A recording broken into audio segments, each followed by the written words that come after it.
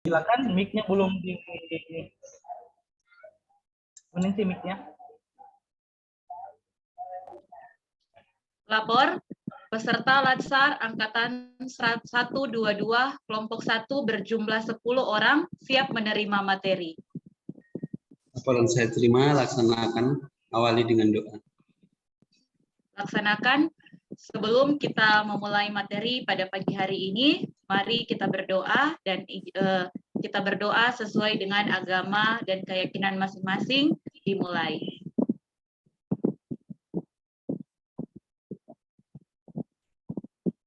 Doa selesai.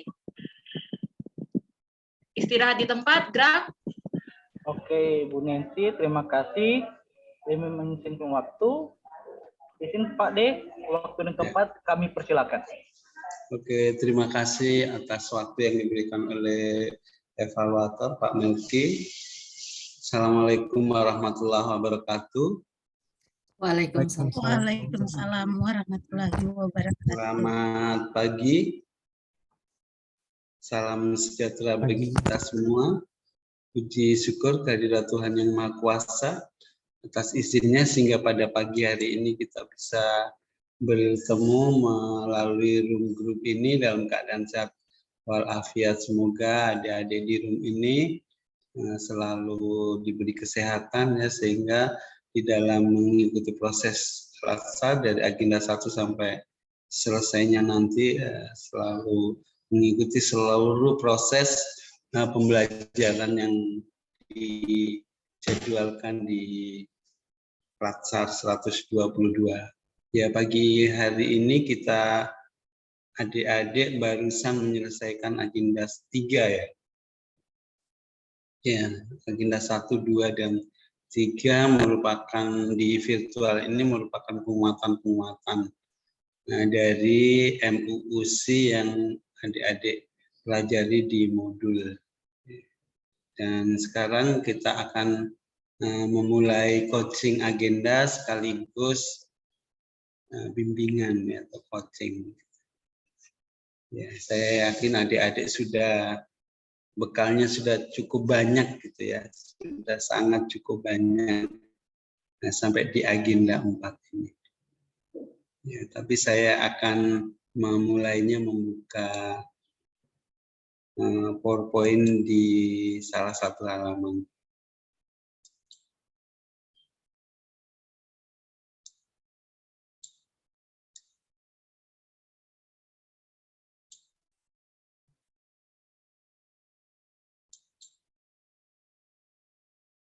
Oh ya, sebelum sini saya buka, saya juga pengen kenal ya, karena kita mau bimbingan ceritanya ini ya. Kalau Pak Alfonsius ini dari mana Pak? Ya, selamat pagi Pak. Pagi. Perkenalkan, nama saya Alfonsius Ade Wirawan. Saya dosen keperawatan Fakultas Kedokteran Universitas Samratulangi Manado, Bapak. Manado, oke. Okay. Terus Ibu Agusta. Baik, Assalamualaikum warahmatullahi wabarakatuh. Waalaikumsalam warahmatullahi wabarakatuh. Perkenalkan Pak, nama saya Agustari Sri Astuti. Saya dosen di Universitas Tadulako di Fakultas Ilmu Sosial dan Ilmu Politik, Pak. Oke, bentar. Fisipol. Lanjut, Ibu Alrika. Assalamualaikum warahmatullahi wabarakatuh, Bapak. Waalaikumsalam warahmatullahi wabarakatuh. Perkenalkan, nama saya Alrika, dosen di Universitas Tadulako, Fakultas Teknik, Program Studi Teknik Lingkungan, Pak. Oke. Asal dari Maros, Pak. Terima kasih. Oke, terima kasih. Lanjut, Ibu Rahma. Baik, Pak. Assalamualaikum warahmatullahi wabarakatuh. Waalaikumsalam warahmatullahi wabarakatuh. Perkenalkan, nama saya Rahma, Pak, asal dari Palu, instansi Universitas Tadulako, Fakultas Keguruan dan Ilmu Pendidikan, Program Studi PJKR, Pak. Oke. Terima kasih, Pak. Ya, Pak. Oke, makasih. Lanjut Ibu Ari Anggraini.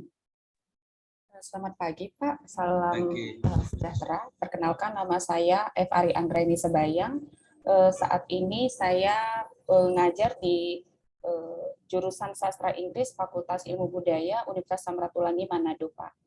Oke, terima kasih. Lanjut Ibu Nancy. Ibu Nancy. Ya, selamat pagi. Mohon maaf tadi termute, Pak. Ya, perkenalkan saya Nancy, asal dari Manado. Saat ini bertugas sebagai dosen di Fakultas Ilmu Sosial dan Hukum Universitas Negeri Manado, Prodi Ilmu Administrasi Negara. Salam kenal, Pak. Terima kasih. Oke, lanjut ke Pak Ida Bagus. Selamat pagi, Pak. Pagi. Jadi perkenalkan, nama saya Ida Bagus Weda Wigena. Saya dari instansi Universitas Negeri Manado, khususnya di program studi pendidikan IPS, dan asal saya dari Bali, Pak. Salam kenal. Terima kasih. Ibu Imelda. Selamat pagi, Pak. Perkenalkan, nama saya Imelda Sirait. Saya dari Fakultas Kedokteran Prodi Ilmu Keperawatan Samratulangi Manado, Pak. Oke, makasih. Yang terakhir, Pak Mujibur. Baik, oh, Pak. Ibu Fitria belum ya? Oh. Pak Mujibur dulu. Ya. Baik, Assalamualaikum warahmatullahi wabarakatuh. Waalaikumsalam warahmatullahi wabarakatuh. Nama saya Mujibur Rahman, unit kerja Universitas Negeri Manado, Prodi Ilmu Hukum, asal Bone. Selatan, Pak. Oke, lanjut Ibu Fitria. Baik, Assalamualaikum warahmatullahi wabarakatuh. Waalaikumsalam warahmatullahi wabarakatuh. Selamat pagi Bapak, perkenalkan nama saya Fitriah Fajar Makfirah, bisa dipanggil Fira. Unit kerja saya di Universitas Tadulako, Fakultas Teknik, Prodi Perencanaan Wilayah dan Kota. Terima kasih Pak, salam kenal. Ya, terima kasih. Oke, makasih banyak sudah berkenalan dengan adik-adik ya. Ya, adik-adik anak-anak saya ini gitu ya. Ya, anak-anak saya dosen yang hebat-hebat nih gitu ya. Oke, baiklah kita ke saya ya memperkenalkan diri juga deh, masa cuman saya pengen kenal, adik-adik sudah kenal sih kalau di jadwal. Ya, nama panggilan saya Yamin, saya tinggal di Palu di perumahan dosen UNTAD. Ya. Kebetulan istri saya di UNTAD gitu ya, dosen UNTAD Fakultas Pertanian, sehingga saya numpang di rumah istri saya. Itu ceritanya, kenapa tinggal di perumahan dosen bukan dosen gitu, dia iswara gitu. Oke. Terima kasih atas perkenalan yang sudah kita mengenal sama-sama. Semoga ya, terbangun emosinya kita di dalam melakukan aktualisasi nanti. Oke.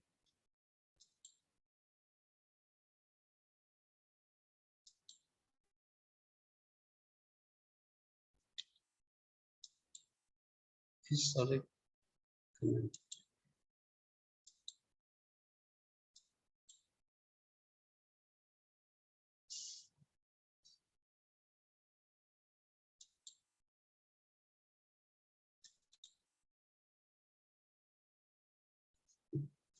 Oke. Jadi ini mengulang kembali ya adik-adik mengulang kembali bagaimana keterkaitan agenda 1, 2, dan 3. Dan kita menyusul ke agenda 4. Jadi agenda 1, sikap dan perilaku bela negara diharapkan. Kenapa ada sikap dan perilaku Bapak Ibu? Karena kita di dalam kehidupan ini selalu melihat dan mendengar gitu ya. Dari teori repetition mengatakan bahwa manusia itu suka lupa ya, sehingga perlu diulang dan diulang sehingga tumbuhlah sebuah sikap dan perilaku.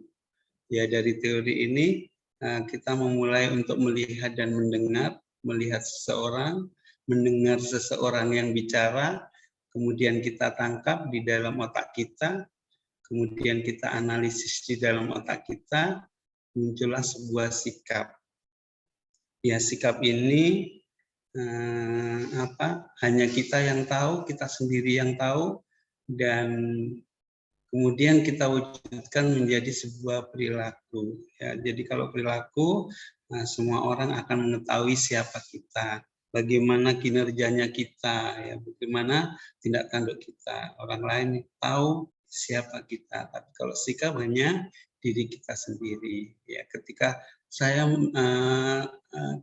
mencintai seseorang, tapi saya belum mengungkapkannya, itu adalah sebuah sikap. Ya, tapi di dalam hati saya hanya saya yang tahu. Gitu ya. Ketika saya sudah mengatakan bahwa aku suka kamu sama orang yang saya sayangi, maka itulah sebuah perilaku. Orang lain tahu bahwa saya suka kamu. Gitu. Minimal orang yang bersangkutan. Ya. Itu dari sisi individu sikap perilaku yang mulanya memang dari melihat dan mendengar. Kemudian kita bawa ke OPD-nya kita, ke instansinya kita, ya bagaimana sikap dan perilaku kita terhadap kinerja, terhadap apa yang harus saya kerjakan. Ya, sehingga adik-adik diminta untuk setelah melihat dan mendengar apa yang ada di sekitar tempat kerja kita, Bapak Ibu akan menganalisis. Ya, setelah menganalisis, Bapak Ibu semua akan membenahi, mempercepat, merubah, mengefisienkan gitu ya. Nah, dari yang lama menjadi pelayanan yang lama menjadi cepat, dari sesuatu yang enggak sesuai SOP jadi sesuai SOP-nya gitu ya. Ya itu semua diharapkan aktualisasi ini bukan untuk sekedar kita lulus, tidak, tapi yang diinginkan adalah dari dalam diri kita, terinternalisasi bahwa diri kita itu ingin memperbaiki yang ada di sekitar saya, yang ada di pekerjaan saya, dalam hal ini Bapak Ibu sebagai seorang dosen. Bagaimana saya menjadi dosen yang terbaik, ya, yang dituntut oleh pemerintah kita menjadi ASN yang profesional sebagai seorang dosen. Nah, jadi bukan semata-mata untuk kelulusan, mengikuti semua proses pembelajaran, tapi dari hati kita yang paling dalam bahwa kita ingin merubah, ya, dari yang lambat menjadi cepat, yang nggak menerapkan SOP jadi menerapkan, gitu ya, dan seterusnya. Itu yang diharapkan output dari agenda 1. Tumbuh dari dalam diri kita untuk melakukan sesuatu dengan melihat dan mendengar, kemudian kita menganalisis, kita wujudkan supaya ini terwujud sebuah perilaku, maka adik-adik wujudkan melakukan aktualisasi, ya, sesuai dengan tugas dan pokok kita sebagai seorang dosen. Di agenda 1, adik-adik sudah menemukan, sudah menganalisis, ya, yang mainstream, ya, yang diajarkan di kita mungkin, ya, ada APKL, ya, kita USG diajarkan, ya, dengan Fishbone mungkin yang umum gitu, tapi tidak menutup kemungkinan adik-adik bisa menggunakan analisis yang lain, causal map, ya, pohon masalah dan sebagainya. Karena keterbatasan waktu, biasa pengampu itu memberikan contoh yang umum gitu, APKL, USG, identifikasi isunya, kemudian analisis penyebab isu menggunakan Fishbone. Ya, kalau adik-adik mau ke dalam lagi, kalau aktualisasinya skupnya besar, tentunya ada ditapis lagi dengan McNamara. Ya. Tapi nanti terserah adik-adik, ya, mau ambil yang mana, karena aktualisasi ini juga tidak kaku, ya, fleksibel, tergantung kita, ya, tergantung adik-adik. Saya mengambil dengan volume seberapa, kapasitasnya. Yang penting tidak mudah-mudah amat lah. Dalam 1 bulan logik ya, bahwa saya melakukan ini logik lah, nggak terlalu gampang dan tidak memberatkan, tapi punya manfaat.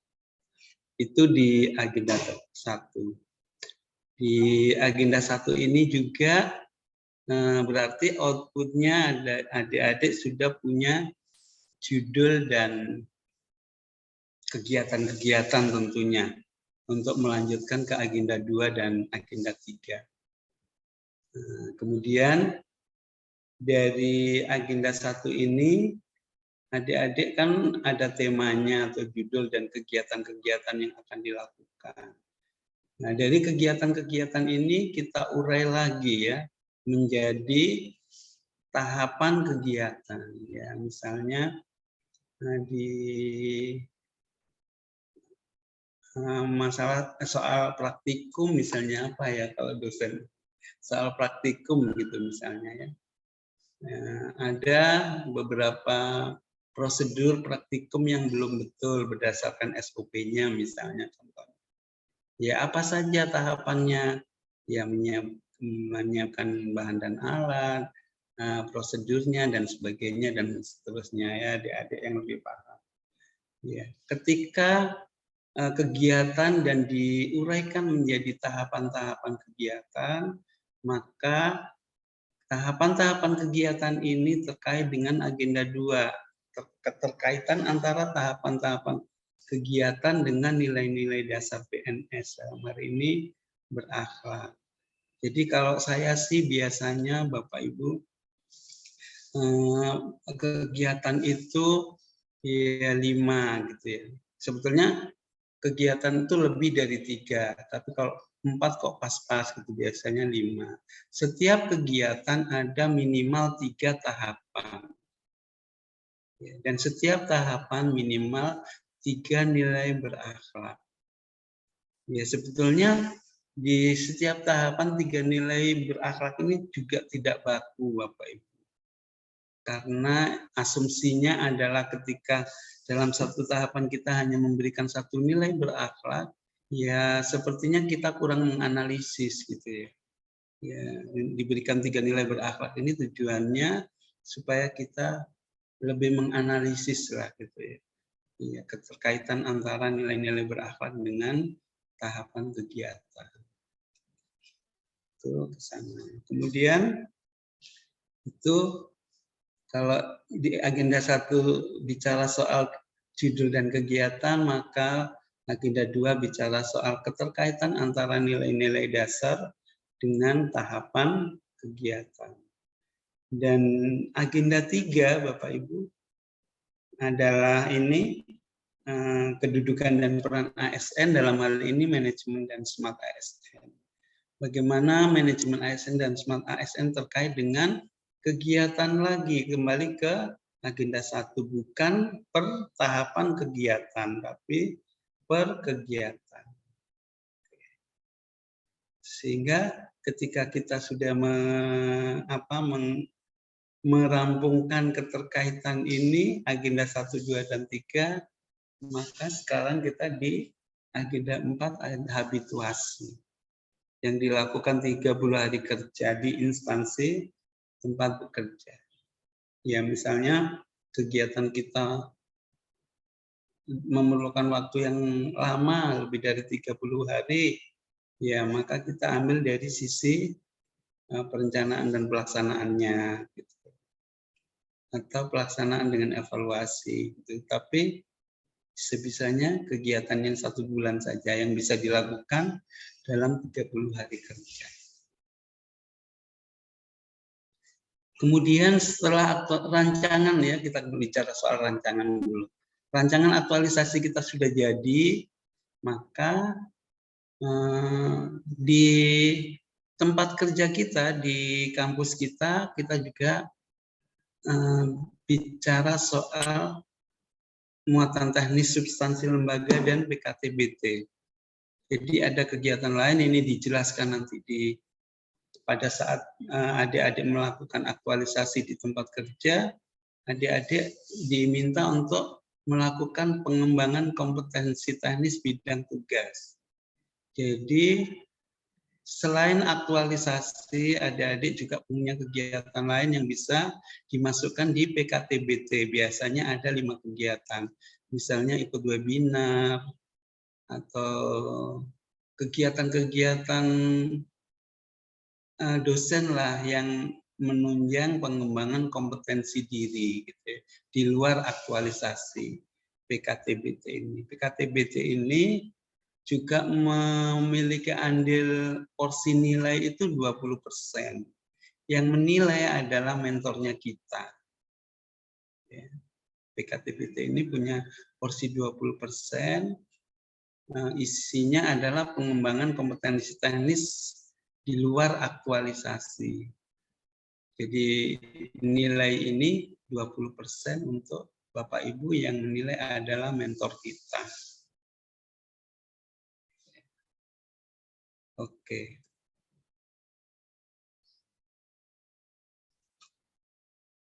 Oke, dari penjelasan singkat saya mungkin ada yang didiskusikan.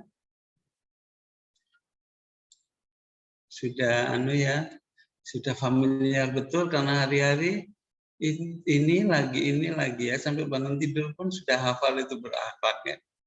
Bangun tidur juga sudah paham dengan kompeten, orientasi pelayanan sudah hafal mati gitu.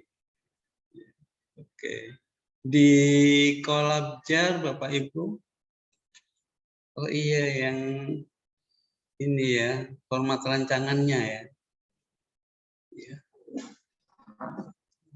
Oke, sebelum saya membuka format rancangannya, saya juga ingin tahu sejauh mana ya adik-adik sudah mempersiapkan diri untuk aktualisasinya ya, terkait dengan agenda 1, 2, 3, kemudian sekarang posisinya di mana. Mestinya adik-adik sudah konsultasi dengan mentor sejak di agenda 1. Mestinya ya, agenda 1 penugasan, agenda 2 juga itu lagi temanya, kemudian agenda 3 juga itu, sehingga nggak berulang-ulang untuk melakukan penugasan di agenda 1, 2, dan 3. Tapi ini kan sudah lewat, sudah adik-adik lewati semuanya. Ya, dan semoga adik-adik sudah menghubungi mentornya. Ya, sudah ada persetujuan dari mentor, tema apa yang akan diaktualisasikan. Oke, kami mulai dari Pak Alfonsius dulu. Ya, sudah sejauh mana? Oke. Baik, terima kasih Pak. Izin share screen. Ya, silakan.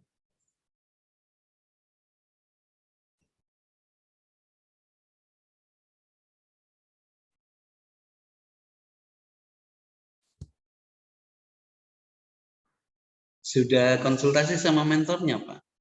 Baru konsultasi tema, Pak. Belum sampai. Nah, baik, terima kasih. Dari tracing yang saya lakukan di program studi ilmu keperawatan, ada 5 isu yang aktual yang sekarang sedang dibicarakan. Yaitu yang pertama, belum optimalnya perpustakaan prodi keperawatan. Yang kedua, belum optimalnya penggunaan laboratorium oleh mahasiswa S1 keperawatan. Yang ketiga, belum optimalnya publikasi pengabdian masyarakat. Dan yang keempat, belum diberlakukannya OSCE pada mahasiswa keperawatan. Dan yang kelima, belum optimalnya pengelolaan website prodi. Dari kelima masalah ini, saya melakukan penilaian validasi isu dengan menggunakan tool APKL. Didapatkan bahwa peringkat pertama yaitu belum optimalnya penggunaan laboratorium oleh mahasiswa S1 keperawatan dengan total nilai yaitu 18. Kemudian setelah itu saya melakukan penelusuran penyebab dengan menggunakan fishbone diagram dengan menggunakan 6M. Dari penyebab ini saya membuat rencana tindakan dari masing-masing penyebab. Yang pertama, belum adanya buku panduan laboratorium, maka rencana tindakannya itu membuat buku panduan laboratorium. Yang kedua, belum adanya SOP laboratorium, rencana tindakannya itu membuat SOP laboratorium.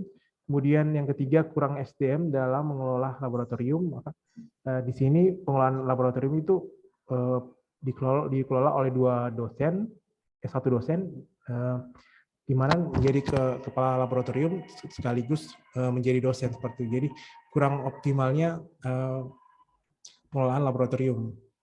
Yang keempat, ketidaktahuan mahasiswa terkait alur penggunaan laboratorium, maka rencana tindakannya itu membuat SOP alur penggunaan laboratorium. Yang kelima, alat praktikum yang tidak lengkap, rencana tindakannya itu melakukan koordinasi dengan koordinator program studi untuk pengadaan alat laboratorium. Yang keenam, banyaknya bahan praktikum yang sudah kadaluarsa, yang rencana tindakannya yaitu membuat SOP tentang bahan praktikum yang rusak dan kadaluarsa. Dan yang ketujuh, beberapa AC rusak sehingga mempengaruhi suhu ruangan penyimpanan bahan. Maka yang kedelapan, belum jelasnya pembuangan limbah infeksius. Dari 8 penyebab ini dan 8 rencana tindakan ini, saya ringkas lagi menjadi 4 rencana tindakan, yaitu membuat SOP panduan laboratorium, membuat buku panduan laboratorium, membuat SOP laboratorium yang mana di dalamnya ada alur penggunaan laboratorium,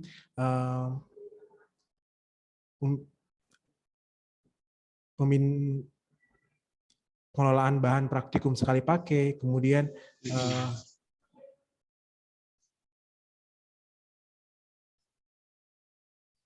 dan SOP pembuangan akhir bahan limbah infeksius seperti itu. Jadi di dalam SOP ini ada 3, ada bahan praktikum, sama pembuangan akhir, sama alur penggunaan laboratorium. Dan yang ketiga, yaitu melakukan koordinasi dengan koordinator program studi mengenai kurangnya SDM dan alat laboratorium. Dan yang keempat, yaitu membuat MOU dengan fasilitas pelayanan kesehatan terkait pembuangan akhir limbah infeksius. Dari keempat rencana tindakan ini, saya melakukan penapisan dengan menggunakan tool McNamara. Didapatkan dengan skor tertinggi, yaitu membuat SOP laboratorium, di mana kita melihat kontribusi, biaya, dan kelayakan seperti itu. Setelah itu, setelah saya mendapat rencana tindakan yaitu membuat SOP laboratorium,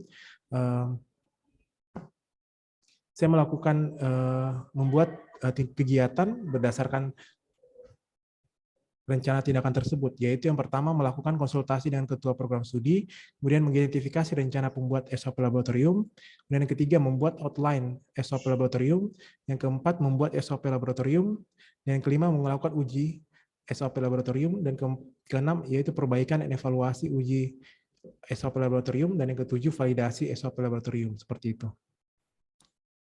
Oke. Saya kira demikian, terima kasih Pak. Oke. Oke, terima kasih Pak Alfonsius ya. Coba di kegiatan yang alternatif tadi Pak, yang pertama yang 7 tadi. Ya, yang itu 8. Oke. Jadi inilah penyebab-penyebab yang berasal dari fishbone yang mau dicarikan alternatif pemecahannya gitu ya. Ya, kemudian ini belum adanya buku panduan laboratorium. Ya, kalau boleh lebih spesifik Pak, buku panduan apa saja? Secara kan luas gitu ini ya. Oh iya, ini buku panduannya berdasarkan mata kuliah itu Pak. Jadi ada KMB, ada gerontik, ada materi keperawatan medial bedah, ada lansia, perawatan lansia, ada untuk anak, ada untuk ibu hamil dan menyusui seperti itu. Jadi ini luas. Banyak ya. Ya. Jadi nanti di aktualisasinya diberi batasan Pak. Untuk aktualisasi 1 bulan itu mana yang digarap dari banyaknya buku panduan itu ya. Ya mungkin tidak semua dibuat gitu. Atau kalau mampu ya semua boleh juga gitu ya. Bapak lah yang bisa mengukur ya. Buku panduan apa saja yang akan dilakukan. Kemudian, tapi tadi akhirnya SOP ya. Iya Pak, akhirnya saya pilih SOP. Ya, okay. Tapi SOP-nya ada beberapa poin yang mencakup ini Pak. Iya, sebelumnya memang belum ada SOP-nya Pak.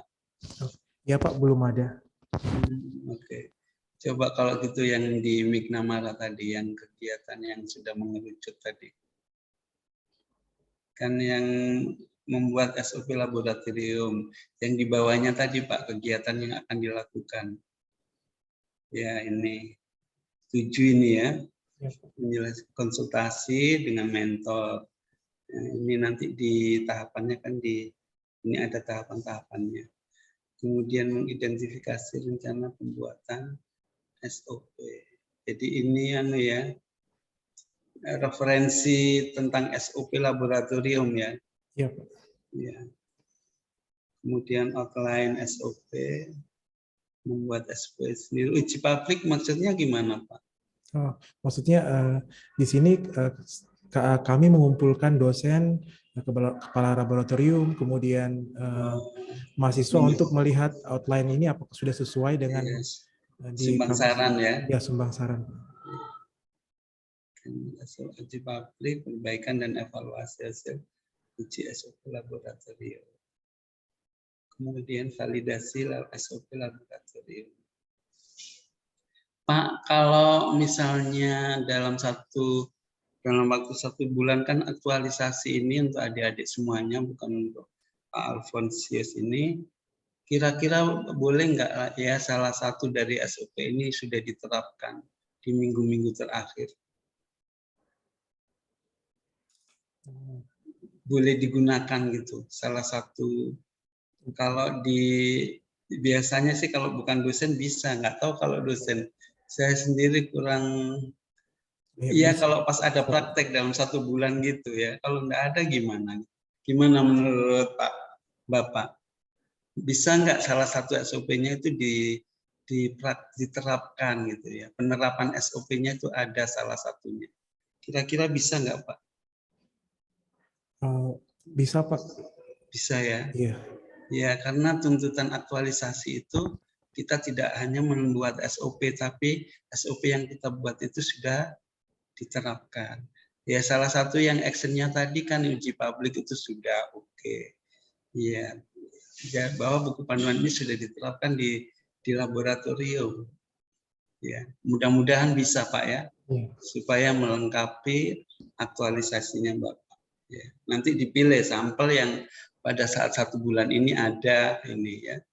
Kalau misalnya tidak ada Pak, mahasiswa yang pas nggak jadwalnya praktek, boleh disimulasikan.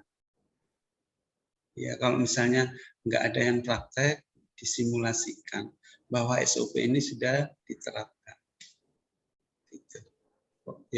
Ya minimal itu simulasi. Tapi kalau ada yang praktek betulan, pas ada mahasiswa praktek, ya lebih baik. Oke. Terima kasih Pak Alfonsius ya. Terima kasih Pak atas sarannya. Konsultasikan sama mentornya supaya lebih dikembangkan lagi ke yang lainnya.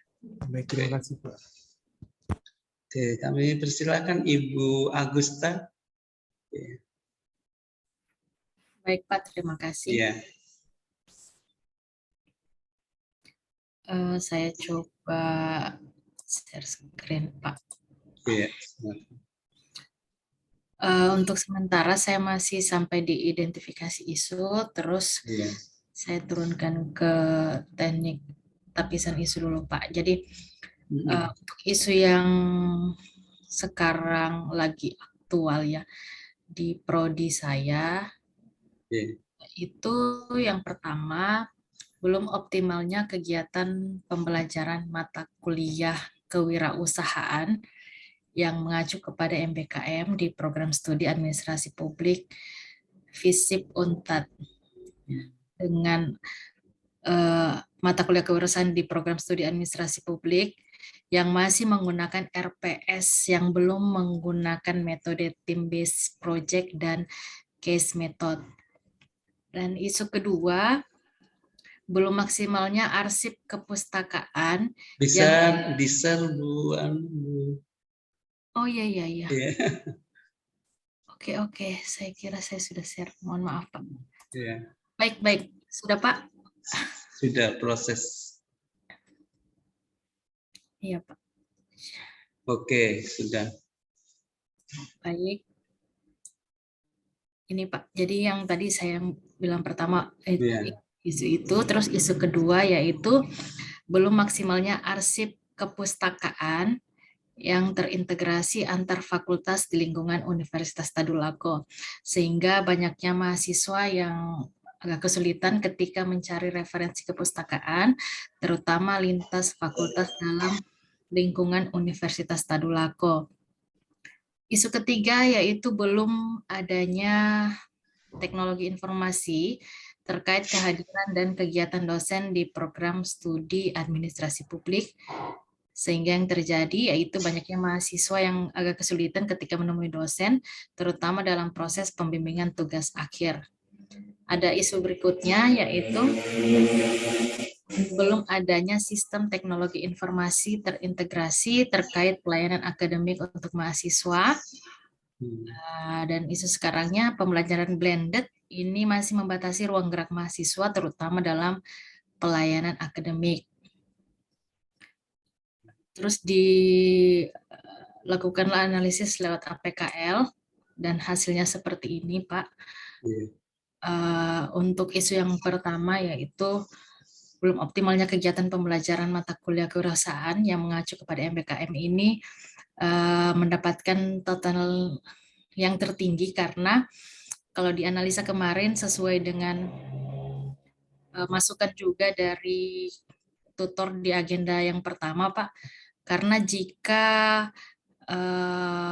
pembelajaran mata kuliah kewirausahaan ini masih menggunakan RPS yang lama dan belum diperbarui dengan menggunakan team-based project atau case method ini, tentunya pembelajaran yang terjadi itu akan tertinggal, Pak. Jadi tidak menyesuaikan dengan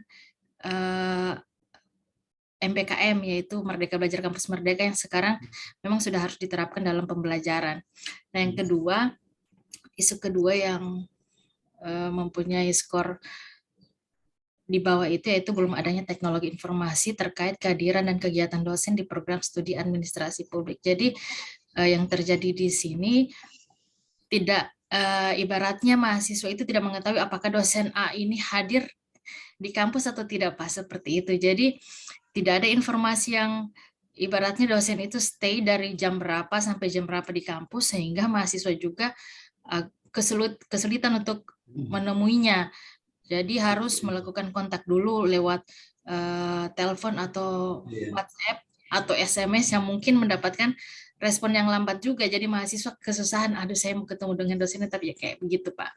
Nah, berikutnya skor yang di bawahnya lagi yaitu sistem teknologi informasi yang belum ada ya, belum terintegrasi terkait pelayanan akademik untuk mahasiswa, dan yang skor yang terakhir belum maksimalnya arsip kepustakaan yang terintegrasi antar fakultas di lingkungan Universitas Tadulako. Jadi dengan ditapis dari APKL ini muncullah yang masuk lagi di USG dan tetap mendapatkan skor pertama yaitu belum optimalnya kegiatan pembelajaran mata kuliah kewirausahaan. Terus diturunkan ke Fishbone, jadinya seperti ini, Pak.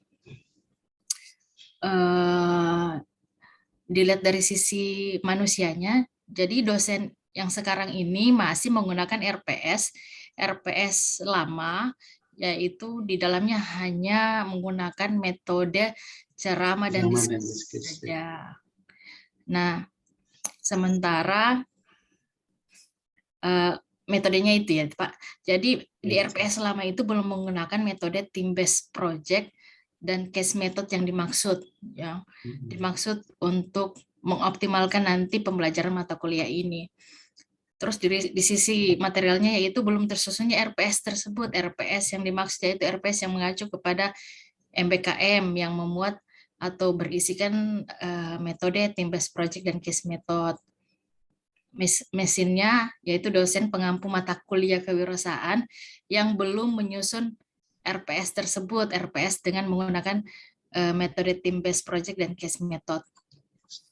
Sehingga menghasilkan atau isu yang terjadi yaitu belum optimalnya kegiatan pembelajaran mata kuliah kewirausahaan yang mengacu kepada MBKM atau Merdeka Belajar Kampus Merdeka dengan metode team-based project dan case method. Mungkin seperti itu Pak, mohon masukannya. Oke, terima kasih Bu Agusta ya. Jadi soal metode ini, sebetulnya tadi bagus itu yang kedua, menarik juga kehadiran dosen itu, ya. Pakai sistem itu bahwa si A ini lagi di mana, jadi mahasiswa tuh kampus sudah tahu, oh lagi keluar kota gitu ya. Ya sehingga tahu schedule-nya dosen dalam sebulan itu bagus juga. Pakai sistem itu ya. Oke, kalau yang dipilih ini adalah metode dari ini tentunya yang ini tadi yang Fishbone. Belum menggunakan RPS sehingga nanti akan membuat ya kurikulum atau apa bahasa yang tepatnya, ya mohon maaf Bapak sendiri bukan dosen ya, jadi bahasanya mungkin tidak tepat, tapi maksudnya akan membuat ya, metode team based project dan case method. Ceritanya kan begitu. Ya, jadi mulai dari perencana ini sama dengan Pak Alfonsius tadi ya, perencanaan dulu kegiatan pertama, kemudian kegiatan kedua adalah membuat ini team based project dan case method ya, mendesain lah atau apa istilahnya, kalau kami kan rancang bangun ya, pembelajaran mata diklat ya, tentunya di desain ya, desain pembelajaran yang kedua, nanti bahasanya Bapak Ibu lah yang lebih pas gitu ya. Ini bukan hanya untuk Ibu Agusta, untuk yang lain mungkin ada yang mirip begini, nah, mendesain yang baru, kemudian menerapkan ya. Cuman di sini ada before and after-nya ya. Sebelumnya seperti apa, sesudahnya seperti apa. Bagaimana nanti mengukurnya itu? Iya, bagaimana Pak? Kan ada sebelum dan sesudah aktualisasi.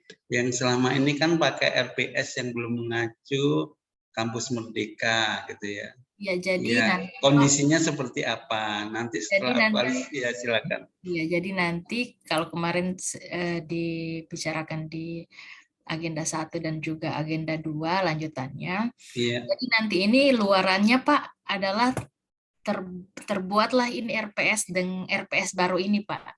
Yang di dalamnya ini sudah mengandung metode team based project dan case method.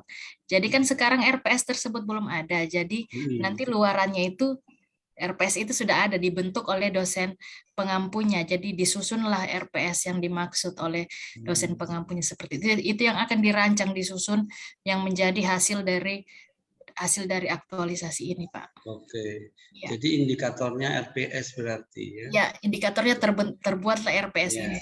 Jadi sebelumnya Ibu simpan sebagai bukti fisik. Iya, Pak. Ya, nanti setelahnya kan Ibu buat. Iya. Ya, sebelum dan sesudahnya, bukan implementasinya, bukan hasil dari mahasiswanya, tidak. Iya, iya. Ya, itu maksud saya, indikatornya itu nanti. Sebagai evaluasinya adalah dulu RPS-nya seperti ini, tidak mengacu sama Kampus Merdeka, sekarang jadi Kampus Merdeka, apa bedanya gitu ya. Disitulah ada bukti fisik yang lama dengan yang baru, itu outputnya ya, dan evaluasinya seperti itu. Iya. Ya, oke. Ya ke arah sana lah kegiatannya. Ya, jadi mungkin Bapak Ibu yang lain kadang-kadang saya sendiri dari hasil diskusi baru ngerti kan gitu, kalau baru mengerti ketika saya dijelaskan gitu ya, apa indikatornya. Sebayangan saya tadi, aduh gimana ya cara ngukurnya gitu ya.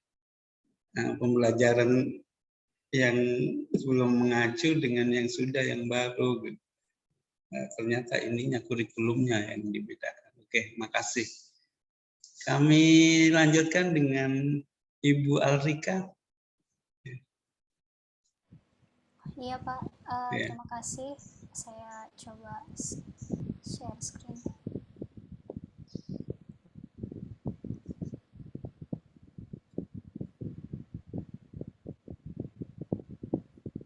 Saya mungkin langsung ke isu yang saya ambil ya Pak. Iya.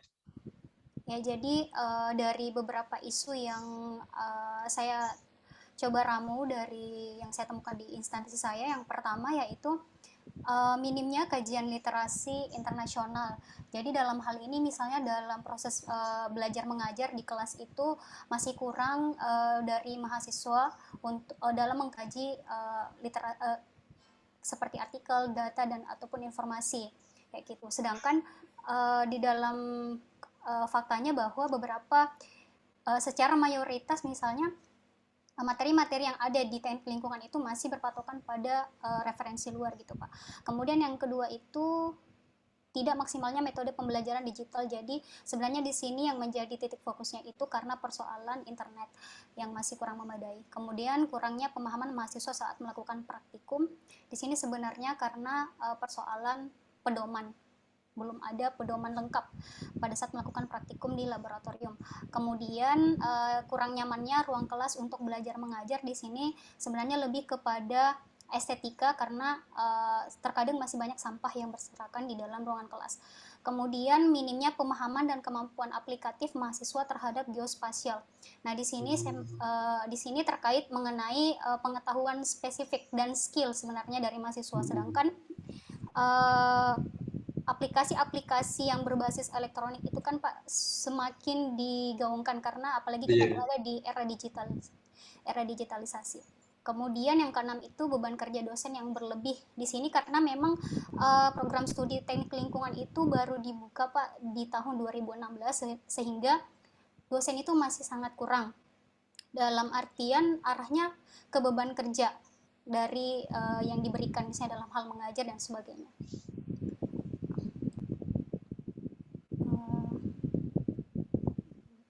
Terlalu banyak mahasiswa ya?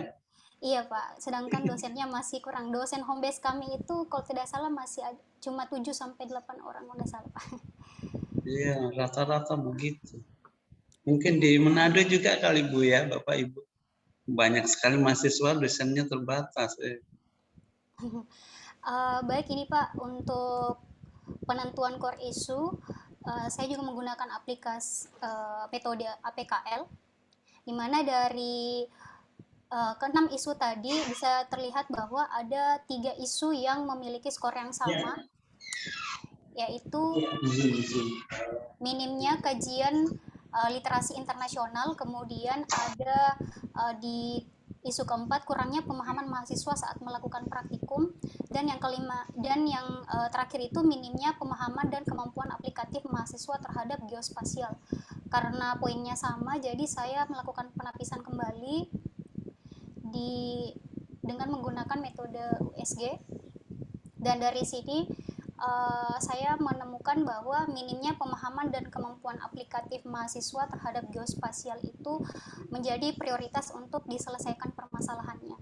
Karena memang dalam menghadapi era digitalisasi dan industrial 5.0 saya rasa mahasiswa dituntut untuk nanti di dunia kerja itu untuk bisa lebih kompeten gitu Pak dalam menjalankan aplikasi-aplikasi berbasis komputer.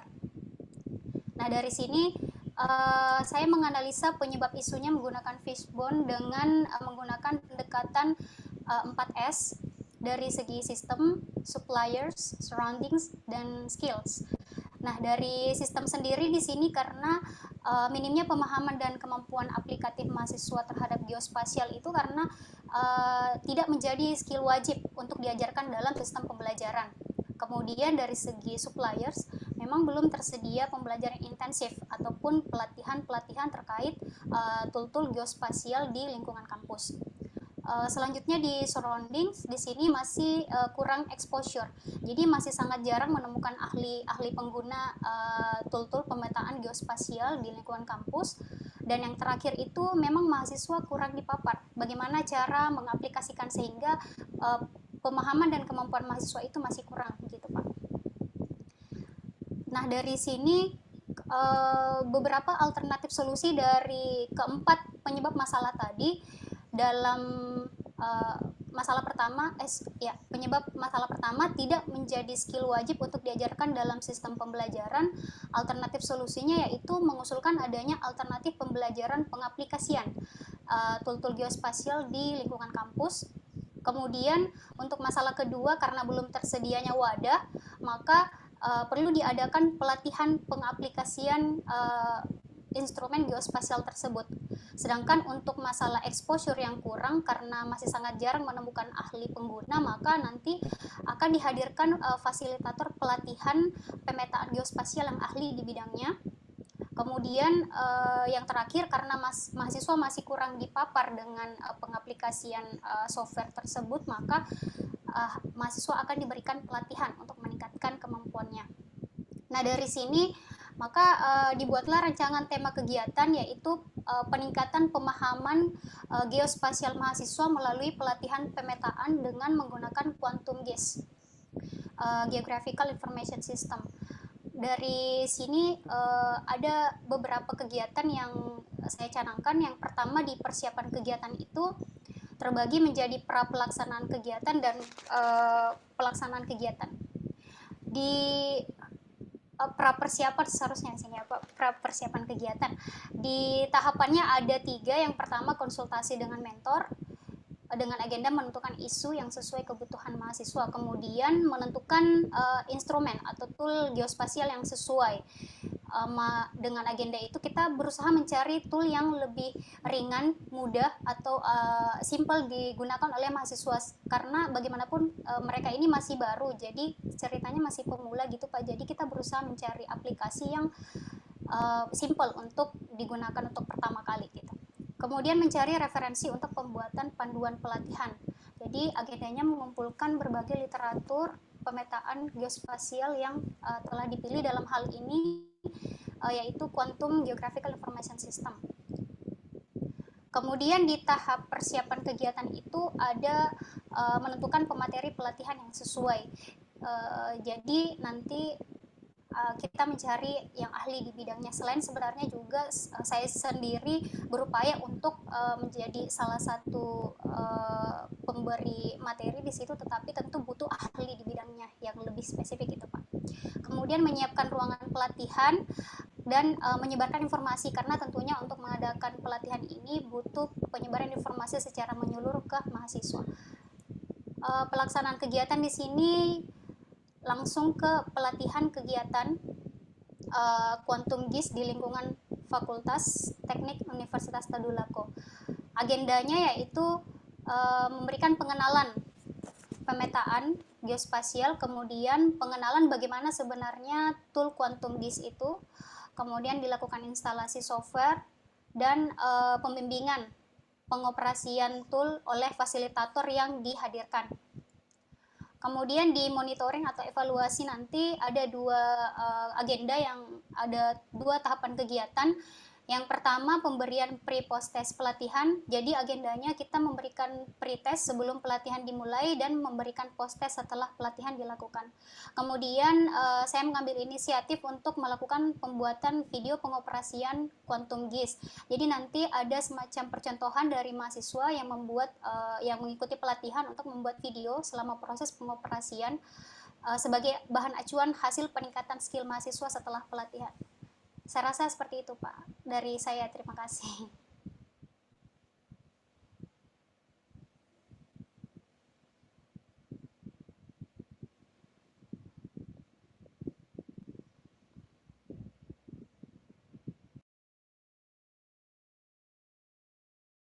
Maaf Pak, termute Pak, suaranya tidak kedengaran.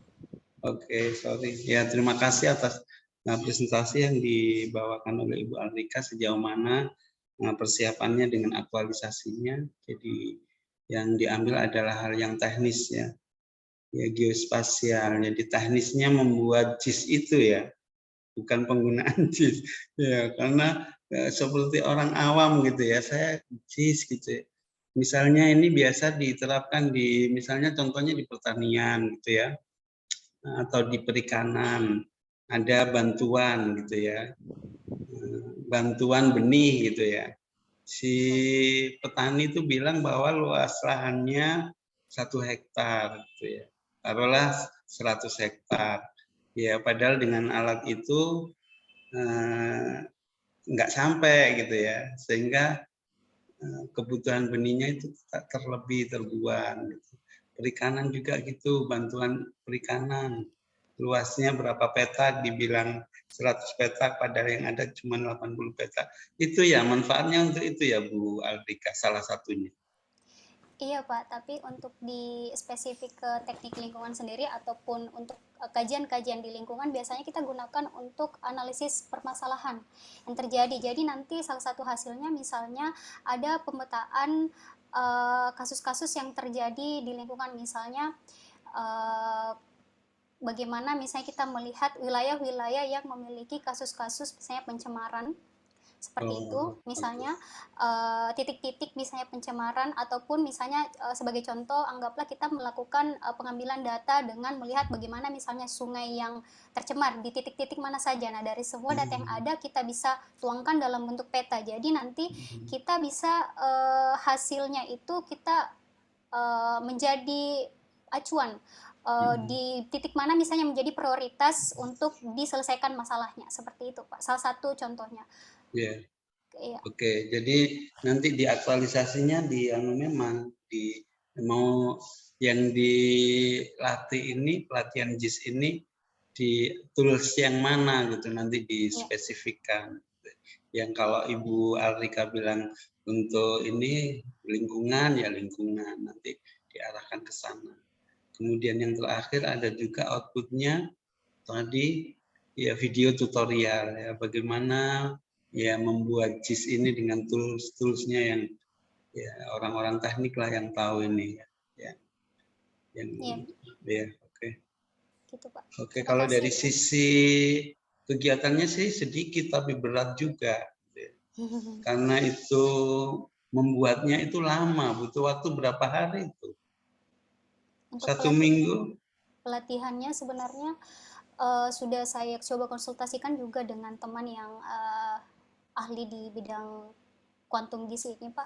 Jadi sebenarnya minimal 3 hari pelatihan, 3 hari, tetapi mungkin bisa dipadatkan lagi bergantung kondisi. Jadi sebenarnya karena terkadang kan kalau terlalu lama juga peserta itu susah untuk dikontrol gitu Pak. Jadi ini prakteknya yang lama. Kalau workshopnya kan 1-2 hari boleh. Untuk membuatnya tadi itu butuh waktu 1 minggu mungkin membuat tools tadi itu.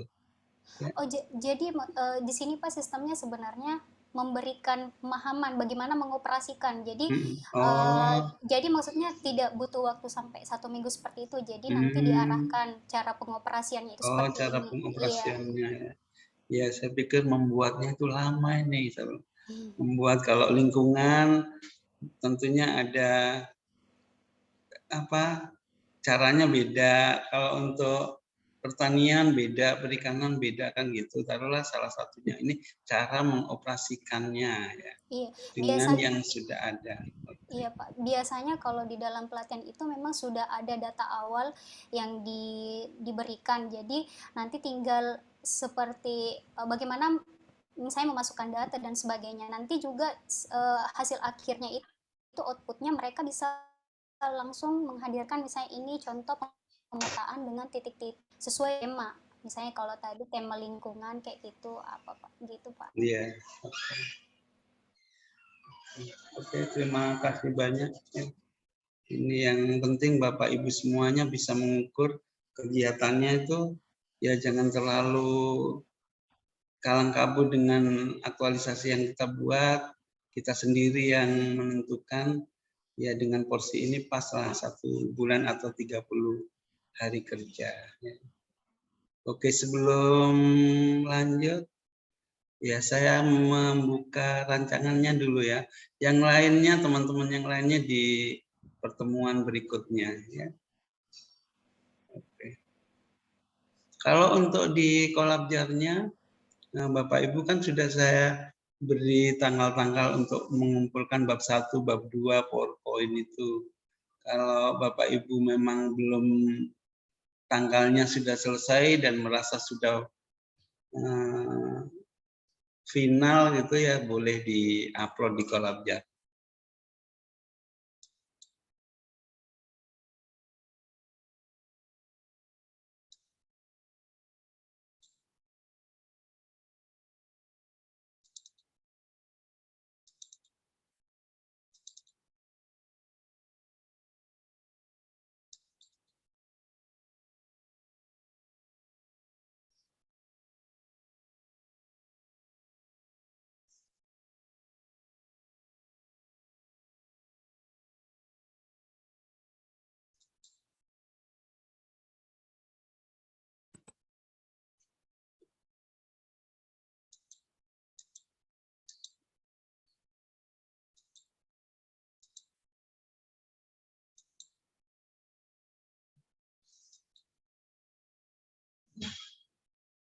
Jadi buku panduan ini tidak kaku Bapak Ibu ya. Yang penting di dalamnya ada muatan-muatan seperti ini. Ya, rancangan aktualisasi. Ini Bapak Ibu sudah dapatkan nih format rancangannya. Belum, Pak. Oh, belum.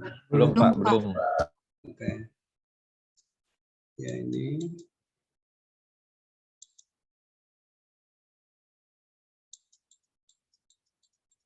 Ya, biasa kami kerjasama sih kalau kita provinsi ya satu saja taruh di tengah sini ya. Karena kita provinsi.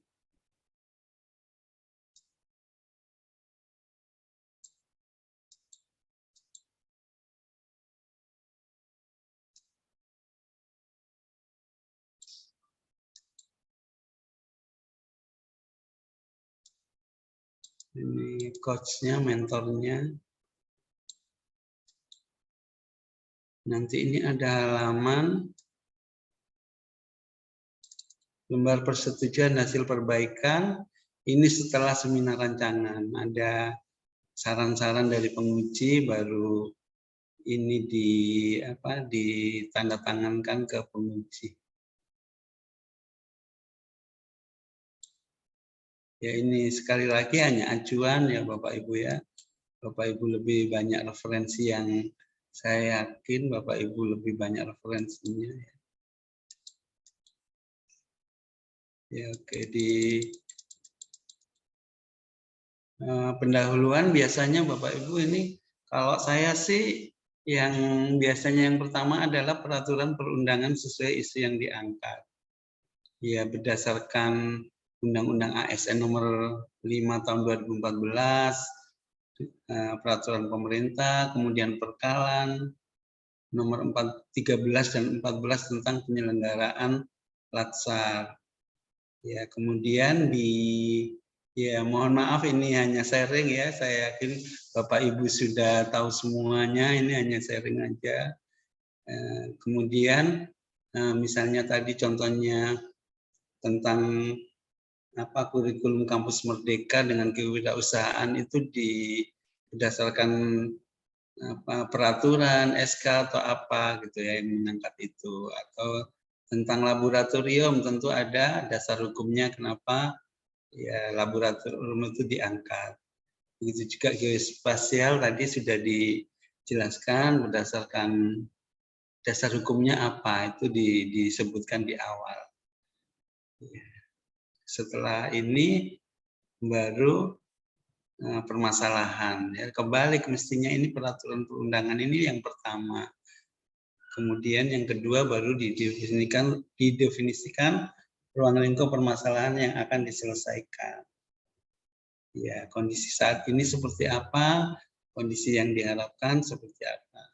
Jadi ketiga presenter tadi sudah memberikan penjelasan tentang kondisi saat ini dan kondisi yang diharapkan. Ya, dan dampak isu ketika permasalahan ini tidak ditangani. Sehingga di ending latar belakang ini adalah salah satu upaya yang bisa dilakukan adalah melaksanakan aktualisasi ini di Latsar 122. Nah, visi misi karena kampus ini provinsi sehingga visinya visi provinsi. Ya. Provinsi Sulawesi Utara, Provinsi Sulawesi Tengah. Ya, misinya apa? Misi yang terkait dengan, kan ada 5-6 misalnya misinya. Yang terkait dengan aktualisasinya kita ini apa? Di bold ya, ada misalnya 5-6 misi, ada satu misi kita bold, inilah yang terkait dengan aktualisasi saya. Ya, setelah visi misi ada gambaran OPD, minimal memuat nama tugas pokok tujuan OPD dan IKU. Maksudnya adalah gambaran OPD ini pelayanan dalam hal apa? Kalau di kampus tentunya Dikjati ya. Kalau saya sih Dikjati. Kalau kampus apa ya? Ininya, kinerjanya ini, IKU-nya ini. Oh, ada penelitian, pengembangan, itu apa istilahnya? Kalau di Tridharma perguruan tinggi. Tridharma, ya, Tridharma perguruan tinggi. Ya, gambaran OPD ini Tridharma perguruan tinggi terkait dengan Bapak Ibu sebagai dosen. Ya, mungkin di satu alinea lah dikasih gambaran tentang universitasnya, kemudian fakultasnya, sampai di indikator kinerjanya yang terkait dengan Tridharma perguruan tinggi untuk dosen, ya, terkait dengan tupoksinya dosen. Ya, struktur ini ngambil mana ya? Fakultas saja ya, strukturnya. Ya, universitas kemudian langsung ke fakultas saja. Struktur di fakultas. Jabatan fungsional. Ya, tugas dan fungsi jabatan peserta Bapak Ibu ya. Ini contohnya guru ini. Nanti untuk dosen apa?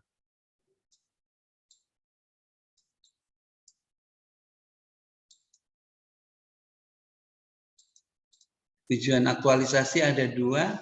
Tujuan pemecahan isu sesuai tema yang kita angkat, dan yang kedua adalah tujuannya adalah menerapkan nilai-nilai dasar ASN yang profesional.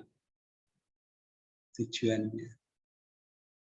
Kemudian manfaat ya bagi instansi OPD, bagi penulis sendiri, bagi masyarakat. Tapi ada juga saya lihat penguji itu nanya bagi ini, bagi pemerintah daerah ya, terkait dengan visi misi tadi.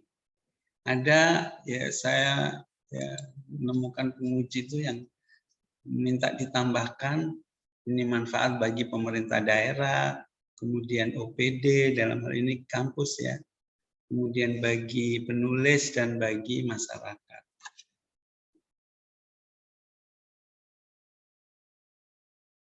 Kemudian lanjut ke rancangan bab 2 ini tinggal disalin kan, ini sudah ready Bapak Ibu. Ini nggak usah dijelaskan lagi. Nilai-nilai dasar ini ya hanya saja di sebelum kolom ini Bapak Ibu kasih narasi lah, satu alinea. Ya nggak langsung dari judul langsung tabel, ya ada satu alinea pengantar lah. Ya tapi kalau ini tidak usah dinarasikan lagi. Kemudian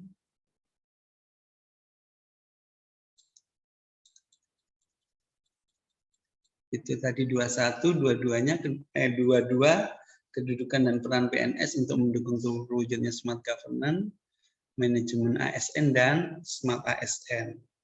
Ya, salah satu yang biasa dimuat di sini Bapak Ibu di manajemen ASN, silakan isi referensi terkait dengan manajemen ASN yang di dalamnya jangan lupa ada kode etik ASN. Kalau untuk manajemen, yang lainnya terserah Bapak Ibu memberikan referensi apa. Ya, tapi saya titip dimasukkan kode etiknya. Kemudian smart ASN terserah Bapak Ibu untuk mengisi referensi apa. Nah, tambahkan di sini ada 8 poin smart ASN yang di dalamnya ada integritas, ada networking, ada hospitality dan sebagainya. Ada 8 poin smart ASN. Oke.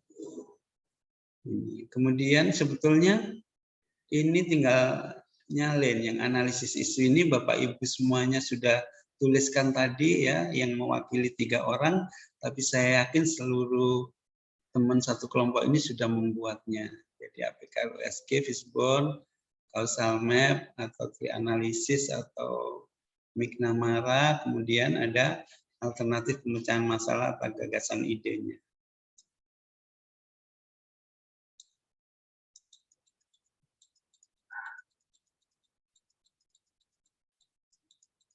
Ya. Jadi rancangannya tadi sudah disebutkan juga perencanaan aktualisasi, ada 3 tahapan misalnya ya, A, B, C. Kemudian output hasilnya adalah terlaksananya konsultasi. Ya. Ternyata biasanya outputnya. Jadi bahasa di kolom 5 ini Bapak Ibu, bahasa operasional. Misalnya bahasa panduan perilakunya ini kan ini, melakukan konsultasi untuk memenuhi kebutuhan masyarakat. Ya, ini melakukan konsultasi, kita ambil dari narasinya kolom 3, kemudian kebutuhan masyarakat kita ambil dari sini, dari panduan perilaku ini. Memahami dan memenuhi kebutuhan masyarakat pada saat konsultasi gitu ya. Dalam hal ini pelanggannya adalah mahasiswa. Ya, saya misalnya ini kan ramah. Ya, misalnya memberikan pembelajaran, saya bersikap ramah dalam memberikan pembelajaran. Jadi bahasa panduan perilaku ini ada kadang-kadang hanya dipindahkan. Panduan perilaku dipindahkan ke sini. Dipindahkan ke sini. Enggak digabungkan antara kegiatannya dengan panduan perilaku. Jadi bahasa yang operasional. Bukan bahasa panduan perilaku dipindah ke sini. Misalnya akuntabel. Ya, saya bertanggung jawab ini atas ya, kegiatan saya gitu. Saya bertanggung jawab atas kegiatan A gitu. Saya bertanggung jawab atas kegiatan B. Kan ada kalau di panduan perilaku misalnya di akuntabel. Ya. Melaksanakan tugas dengan jujur, bertanggung jawab, cermat, disiplin dan berintegritas tinggi. Hanya ini yang dipindahkan, tidak. Tapi kegiatannya apa? Dan ini bisa dipisah-pisah ini. Yang paling kena yang mana? Bertanggung jawab saja boleh, cermat saja boleh, cermat disiplin nggak harus satu paket. Ini dipindahkan, tergantung konteks tahapan aktualisasinya.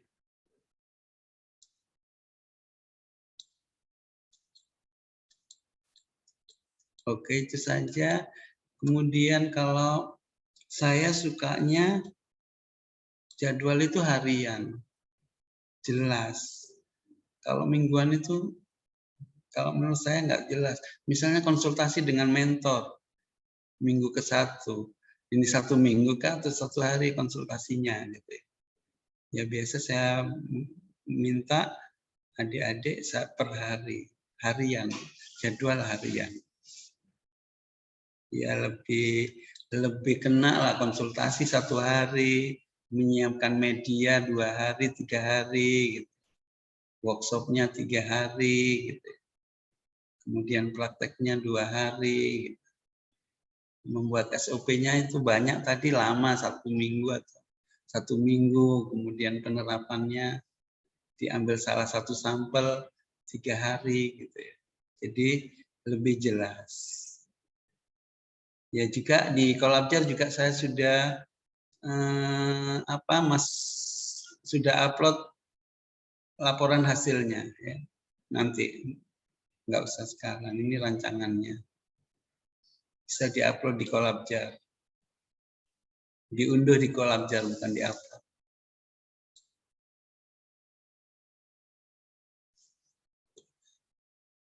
Oke Bapak dan Ibu, sebelum room ini kita tutup mungkin ada beberapa hal yang perlu didiskusikan, silakan.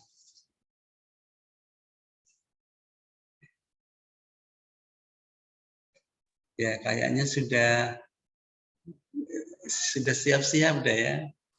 Permisi Pak. Ya, silakan. Pak, kami boleh minta nomor HP-nya Pak? Oh iya, ya. 0852 9285 2658. Ya, 0852 9285 2658. 0852 9285 2658. Saya sendiri sampai lupa kadang-kadang. Terima kasih, Sebentar Pak. ya, saya cek ulang deh, nanti keliru.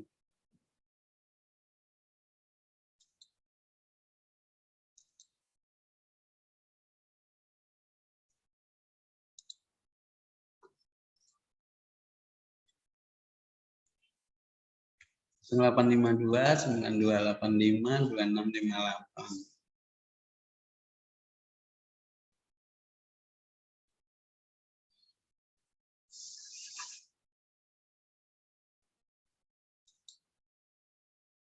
Ya, buat grup ya supaya apa untuk konsultasi apa boleh.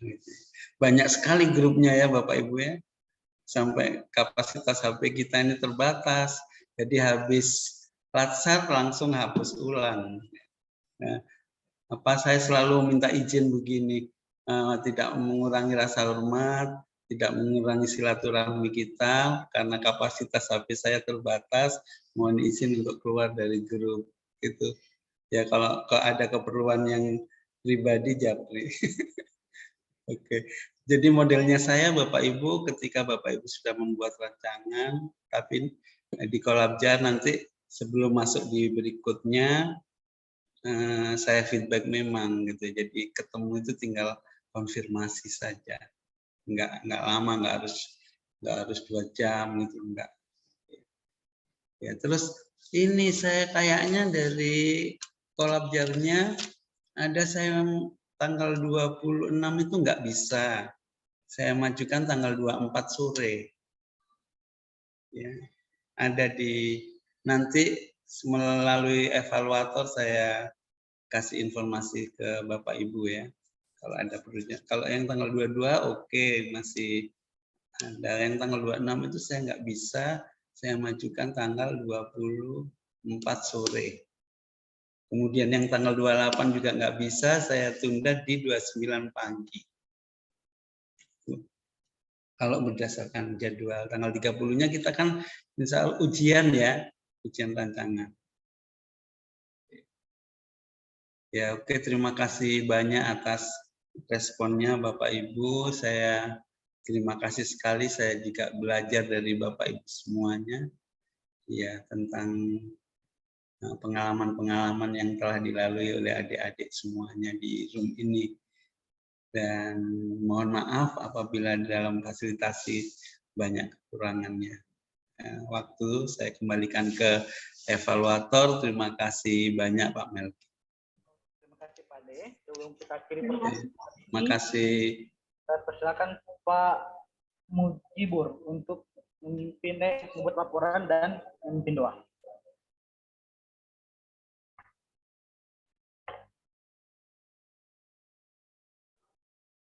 Duduk siap, gerak. Penerimaan materi agenda kucing pada hari ini telah selesai. Laporan selesai. Laporan saya terima, istirahatkan, akhiri dengan doa. Sebelum kita mengakhiri acara kita pada hari ini, mari kita berdoa sesuai dengan keyakinan dan agama masing-masing. Doa dimulai.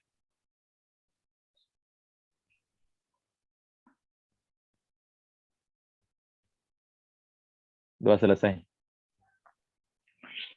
Oke, makasih Bu Novi, Bu Dian, Pak Melki, dan Pak Bapak Ibu semuanya. Terima kasih Pak. Terima kasih, Pak. Terima kasih. Terima kasih.